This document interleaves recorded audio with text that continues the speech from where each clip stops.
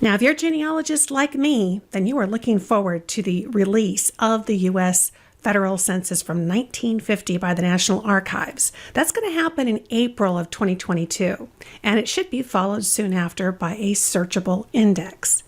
Now, you may be watching this before then, in which case you're kind of waiting breathlessly to see what information it holds in store for you about your family.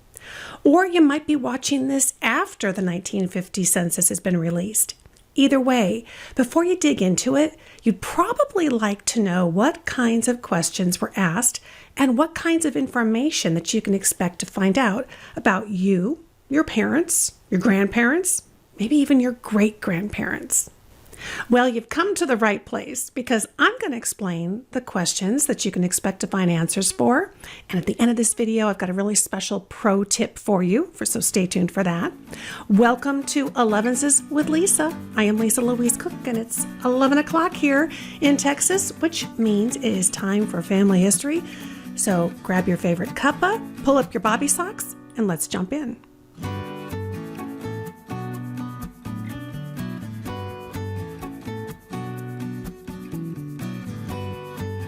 Now, before we go over the questions themselves, if this 1950 U.S. federal census is new to you, don't worry. It's new to all of us.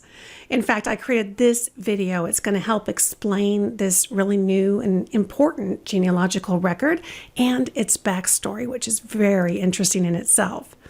And I'll have that link again for you to that video at the end of this video. And of course, you can keep track of everything by visiting the show notes page for this episode. You will find a link in the video description below here on YouTube, or just head to my website, genealogygems.com/11s, and click this episode. And while you're at it, click the subscribe button, if you will, because what that will do here at YouTube is toss the Genealogy Gems channel into your favorites list. And that way, we'll never lose track of each other. Okay, so the U.S. federal census is taken every 10 years here in the United States. Now, typically, we see more and more questions being asked each decade, which is terrific when you're a family historian trying to follow families. But did you know that the 1950 population questionnaire actually asks fewer questions than its predecessor in 1940? Yeah, according to the U.S. Census Bureau, in 1940, every household was asked 34 questions. However, in 1950, they were asked just 20. So as we go through the questions, I'm going to let you know which ones are the same and what, unfortunately, you are not going to be seeing in 1950. But also one or two new questions that you can look forward to. All right, so let's run through these questions. Number 1, name of street, avenue, or road where the household is located. Number 2, home or apartment number. 3, serial number of dwelling unit. Number 4, is this house on a farm or a ranch? Number 5, if no, is this house on a place of 3 or more acres? Hey, that's a new question. So why are they asking this?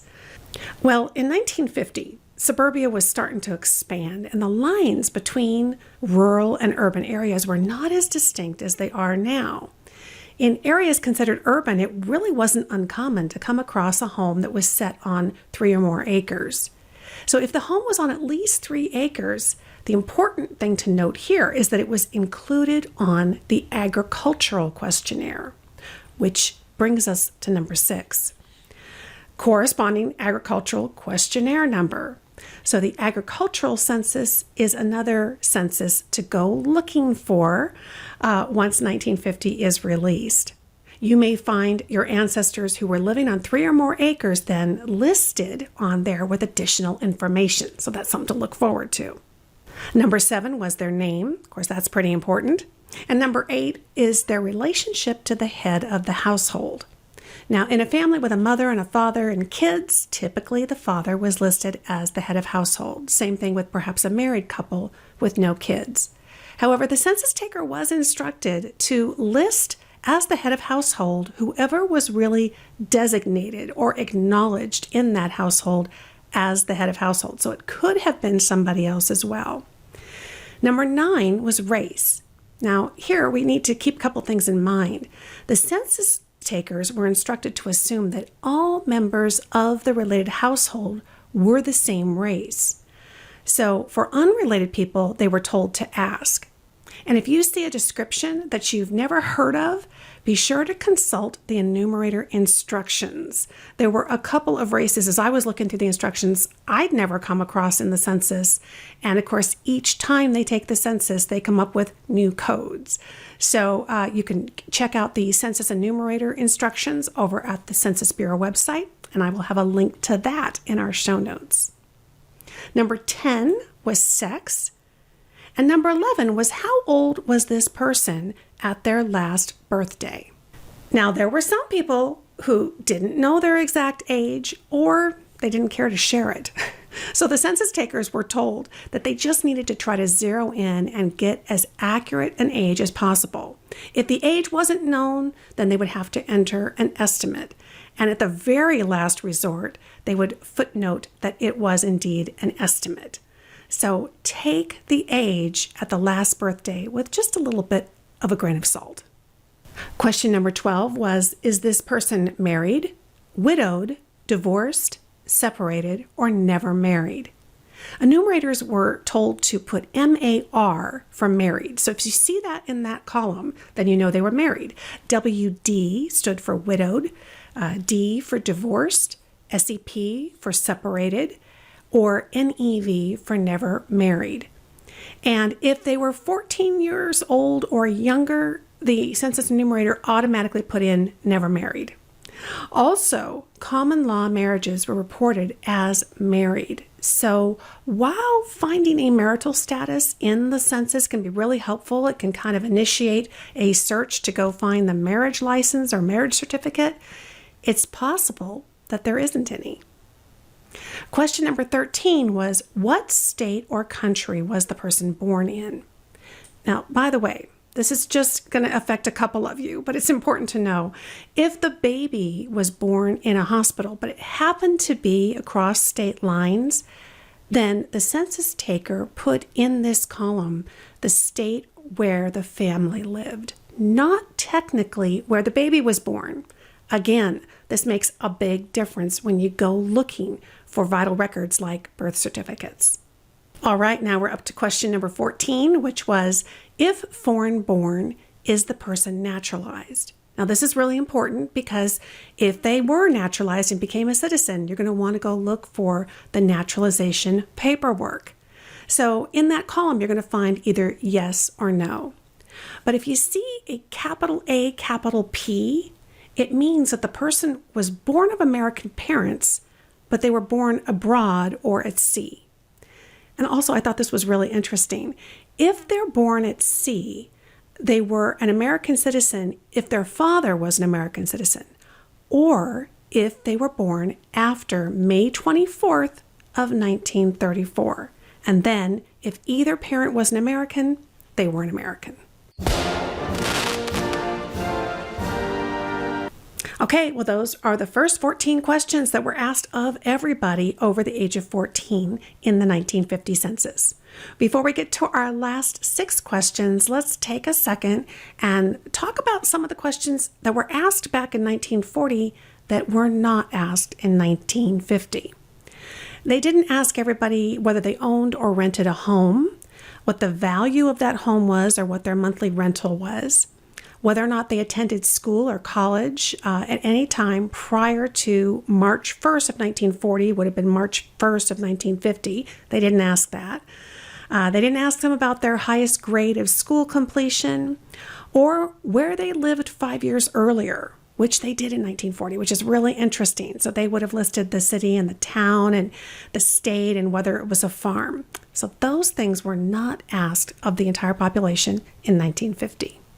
The last 6 questions were only asked of people over the age of 14. Now, why is that? Well, they were employment related. So let's go over these. Number 15 was, what was this person doing most of last week? Working, keeping house, or something else? And enumerators were told to put WK for working, H for keeping house, U for unable to work, or OT for other. Number 16 was if the person was keeping house or something else. In question 15, did the person do any work at all last week, not counting work around the house, including work for pay, in his own business, working on a farm, or unpaid family work? Number 17 was if the person answered no to question 16, was he looking for work?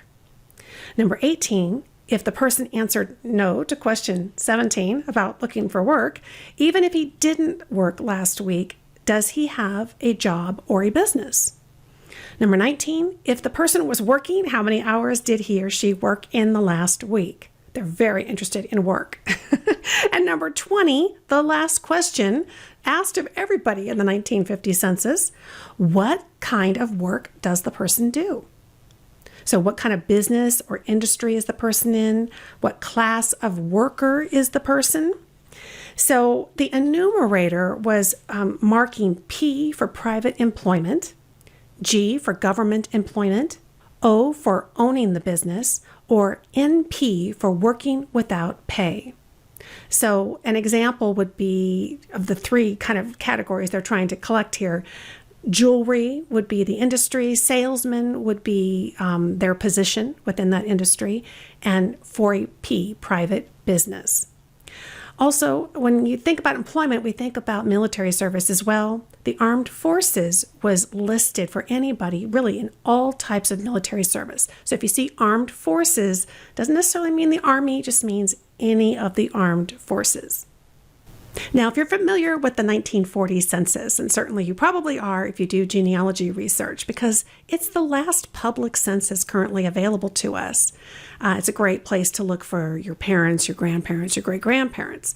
Well, the one kind of glaring omission between the 1940 and the 1950 census questions is the question about whether or not they worked for one of the government agencies, such as the WPA, which was the Works Progress Administration, or the CCC, which was the Civilian Conservation Corps. But that's really logical because at that time in 1940, they were really focused on helping unemployed people and getting them kind of back to work. So with World War II having occurred between 1940 and 1950, pretty much everybody had gone to work in some fashion and were kind of doing their part for the war effort. So the WPA is one of the few examples of a government program that actually ended. It ended in 1943. So in 1950, no need to ask that question. All right, now, before I get to my 1950 Census Pro Tip, which I promised you here at the end of the video, let's quickly recap what you're going to learn from the answers to the questions in the 1950 census. You're going to see the names of your relatives and your ancestors, where they lived, and their relationships with the family, which is, of course, essential to genealogy research. You're also going to find out where they were living and get the actual address. Now you can take that address and go discover old maps. You can search through city directories. You can learn so much more about their neighborhood and their lives. And if they lived on a farm, then you've got even more genealogy gems to go find because there's the agricultural census. Remember that population enumeration was counting people, and it's just one of the enumerations that's conducted by the U.S. federal government. The 1950 census is going to give you the number on the agricultural questionnaire, and that's what you need to find your ancestors in the agricultural census. You're also going to learn your ancestors' age, or approximate age, which can get you even closer to determining their birth date. It's going to tell you what state and country they were born in, and all of that comes together to help you go find their birth records. So that's fantastic. And of course, it's also going to tell you whether or not they were a naturalized citizen. And if it says yes, then that's a clue to go look for naturalization paperwork.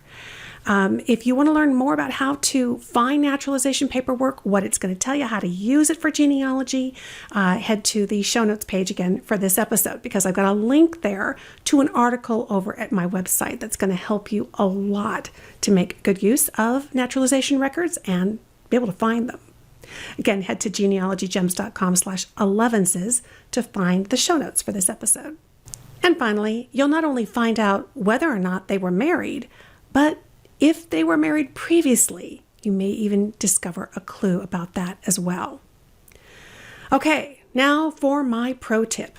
Now, if you're enjoying what I'm sharing here in this video and you're watching on YouTube, please do share the love by clicking the thumbs up button under the video. And I'd love to hear your comments, what you think about the 1950 Census questions, what you're hoping to find, and perhaps any questions that you have for me that I can answer for you in the comments. Okay, so here's my pro tip. After my first video on the 1950 census, I got an email from Suzanne, and she asked me if there was still going to be the question about how many children a woman may have given birth to and how many were still living. Now, this is a really important question because it can help give us a clue that other children were born and to go look for them. If they passed away between the two census takings, they could be completely lost without this kind of information. The answer to Suzanne's question is, well, maybe. Keep an eye out for additional questions. Yes, there were supplemental questions asked. Now, as in the 1940 census, 5% of the population were asked an additional slate of questions. And this was just to provide kind of a data sample. And one of those questions was, if female and ever married, how many children has ever been born, not counting stillbirths? So the answer is, keep your fingers crossed that your ancestors were selected for this special sampling of these additional questions. Again, only 5% of the population got asked these questions. But if your ancestors were selected, you're in for a lot more information. The supplemental questions asked all kinds of stuff. Again, a lot of questions about work, about education, and a ton of questions about money, their source for money, their use of money, how much things cost, all that stuff. There's also some military questions. So hopefully if you have somebody who was fortunate enough to be asked and answered these questions and they had military service, again, this is going to provide and maybe additional clues or just open up some new research avenues. In the show notes page, again, for this episode, I'll have all these supplemental questions for you as well. And if you are a Genealogy Gems Premium member, be sure to head to the show notes for this episode because you will get your downloadable ad-free cheat sheet of the show notes. It's a PDF that you can download and reference. It's going to have all the questions, all the details, and links to everything that we talked about. So yakety yak, talk back. Head down to the comments and leave your questions, your comments. Thanks again for watching, and be sure and check out this video because this is the full story on the 1950 census. It's going to tell you all the backstory about the census enumerators and, more importantly, what you can do now while you're waiting for the 1950 census. Research strategies, records that you can access, it's all there. So check that out. And to stay in touch with me, head over to genealogygems.com and sign up for my free newsletter. It's a great way to stay in touch and see what's coming next. Thanks so much for watching, my friend. I'll talk to you soon.